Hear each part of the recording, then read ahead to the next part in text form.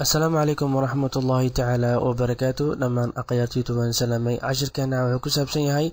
سيدان صور أن مالين أنا أقول لك لين حبين أنا كاستعمالنا أدوب فوتوشوب CS6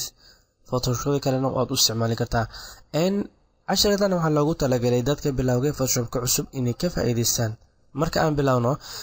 sawirkood u jeedaa inuu maalin yahay sideen ugu dhigi karnaa marka habeen waxaad riixaysaa alta kadibna soo waxaad tagaysaa adjustment layerka ayaad right click ku leedahay and left click ayaad ku siinay hadii aan left click ku siiso right waa inaan alta riixdaa hadii aan meesha click ku siiyo ma istaaga u jeedaa waxa laga baahnaa click siisid adoo mouse-ka soo riixid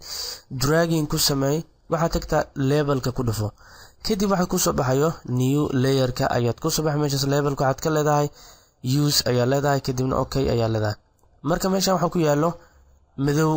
dhinaca iftiinka ayaad soo aadaysaa kana waa iftiin oo hada dhinaca jeedid dhinaca madow ayuu soo aadayaa marka aad ku sameysay sawirka si fiican u fiiriye waxaad u jeedaa inuu sii noqonayo habeen markaan sawirkii marka hore sidoo ahay fiiriye maalin ayuu yahay waxaad u jeedaa inuu habeen yahay marka saas ayaa sawirka aad ugu dhigi kartaa maalin ama habeen mase inta adiga aragtid inaad ka bedeshid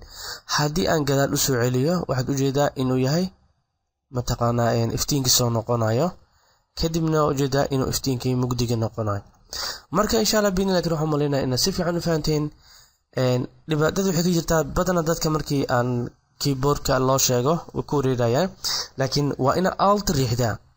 kadibna aad kan kill ku siisaa waa inaad kilka markaa ku siiso waa inaad muuska leftiga hoos u haysaa maahan inaad ka kacdid adigoo aaltada haysid muuskan riixaysid ku soco